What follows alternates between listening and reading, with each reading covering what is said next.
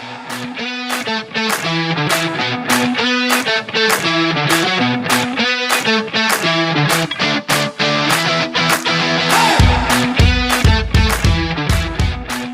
I'm going to talk about lips. Again, the structure of lips, how to simplify the process of drawing lips, and how to create some form of realism when you're drawing lips. One of the major problems that I see are people not understanding the use of line in drawing. And line's critically important. You really only want to have strong connected line when you're asking your viewer to look at a certain part of your drawing to get their eye to focus there, because a straight hard line will in fact attract the viewer's eye. And often when people are beginning drawing, they'll draw lips a bit like this, and it's a bit like a collage or a cartoon lips. It doesn't really have any realism to it. I strongly suggest, as I do in all of my videos and in my drawing teaching, to use straight lines and try and assess the angle and length of even rounded lines. And in this case, it's quite a simple angled first line of the lip. We have a simple V shape, which is two lines trying to emulate the angle and length of each of those. That V shape of the lip area, which is replicated pretty much underneath, sometimes not so much apparent, but it is always there, and it's always something that you can make use of simply to stop this situation of having a horrible straight line through the middle of your mouth that you're drawing. So I highly recommend that you do find ways to reduce this straight line in the lips themselves. Then you of course have the join of the upper lip and the bottom lip. The bottom lip itself is pretty much a straight line at the base, and depending upon what I'm drawing and what's required, but often if the light is coming from this direction, I may not draw this other line. So we have a lip broken up into 1, 2, 3, 4, 5, 6, 7, 8, 9, maybe 10 separate lines to create a lip. And I think no matter how quickly I was to draw a lip with lines like that, and you can see that this looks better than that, even though it was quite quick and quite rough. The other part of lips is the way the lips are created side on, or the planes of the lips. So lips, you have the fulcrum, or that area above your top lip, and your top lip comes down and inward. Your bottom lip comes out and downward, and then in again around the chin, and then of course the chin comes out from there. So in most cases the light does come from above, and because of the light coming from above, you'll find that you'll have a lot of shading on that top lip, particularly darker at the join of the bottom lip and top lip. You'll have a gradation of shading on that top lip. So in other words, as it gets closer to the source of light, it will tend to lighten a little bit compared to nearer the join of the lip. The bottom lip will be shaded underneath on that underplane, and of course the light will be striking here, and it will get a little bit darker into the corners as well. So understanding the light will help a lot in the process of creating realism in your drawing. And it's important to remember that we do in fact only draw or paint the effect of light on an object. We're not actually painting an object, we're not painting lips or drawing lips, we're showing the effect of light on that surface of that object, and the lights and darks that are created are actually what form lips. The other often misunderstood part of the construction of lips and the face particularly it's the skeletal structure itself, and it's really important and beneficial if you can have a look at a skull and how it's formed and try and become familiar with it. I'll just try and draw a really quick skull to show you how the lip, the mouth at least, is very much like a snout. It actually has a frontal plane and a side plane, so you've got a frontal plane here and a side plane there.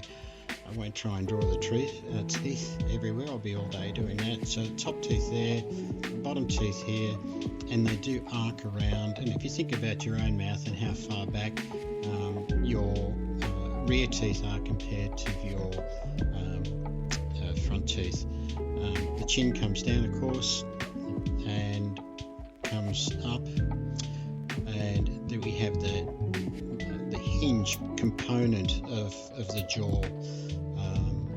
Here we've got cheekbones, the cheekbone effectively around about here, just so you get an understanding of where I am in my drawing. We'd have an eye cavity around about here somewhere. We'd have the nose cavity as well, which is basically, until the nose is fitted, it's just a dark open area in our skull. And then of course we have the other eye socket itself, which are quite big, as you can see, with our eyeball basically sitting in here somewhere. And I have got a video on eyes, of course, as well. So we have our cheekbone structure, and we have the top snout part of our mouth, and we have where our jaw hinges for our lower teeth, of course. And so this would be the jaw, and excuse my poor drawing here of a skull, but hopefully you're getting an idea of what I'm talking about. And what I'm focusing on here is the fact that we have a turning plane in our mouths. So, and our obviously rear teeth are here and our front teeth are here. So we have a frontal plane and we have a side plane, a turning plane. And that's very important from the viewpoint of how you, particularly, from looking from below the lips, or the face at least, if you were to looking up at someone, their lips would be, I think from memory, something like this, and you'll find that even the lower lip is often where that lower lip is often above where the side of the lips are. So side of the lips might be here or come down a little further, and then this lower lip would be sitting in here. So these lips here are sitting in an arc, which is the snout of our mouth, if that makes sense. So understanding that will also help you in the process of understanding light and how it's forming with the lips in your drawing process. So if we have in drawing lips from a frontal view, we have the V shape, of course, and the center line, or where the lips join, and our side, the side of our lower lip, and the lower lip itself. There's sort of like an area, again, if the light was coming from here, this area of the top lip actually protrudes slightly, like the prow of a ship, again caused by this frontal turning plane in the skull. Bottom lip often has a little bit of a crease defining the bottom lip, and that also helps to create a sense of volume in your drawing. And understanding when the light is coming from above, you recognize, of course, that we have a slightly darker area on our top and bottom lip where they join, and where it comes into the corners it gets quite dark again. We have sort of like a node actually in there that creates a shadow. It's one of the components of our face that allows us to move our lips.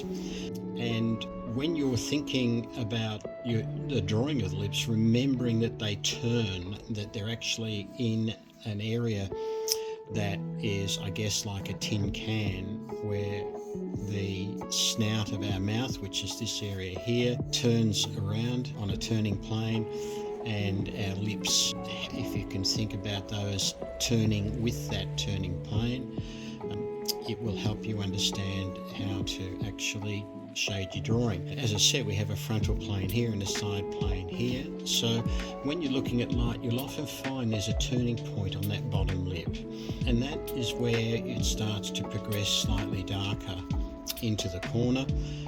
I often exaggerate the dark here in the corner itself. The top lip is going to take a lot of shading and gradate slightly as it comes to this brow or this frontal plane. It will get a little bit lighter, and as it comes towards this turning point, it gets obviously darker. And because we have this sort of like prow of the ship, often it'll be a little bit darker on this side of this part of the lips, and you can see that it's just slightly darker there where these two sides of the top lip meet. And often because we have the light striking from above, this area here is often where the highlights are going to be. I try to minimize those, so I just put it in fairly lightly. I know that this is turning under, so therefore it's going to get darker around the base, getting darker into the corners, and again, I often choose not to put a line in on the light side of the lips themselves. Underneath this bottom lip is quite dark often, and our chin is actually, in a funny way, kind of, even though it's straight across, it's also slightly rounded form once we put the musculature in, so it does have a slight arc to it. And pulling the highlight out, as I said, I try and minimize that a little bit. I put in the shading first and then choose to pull out the highlight.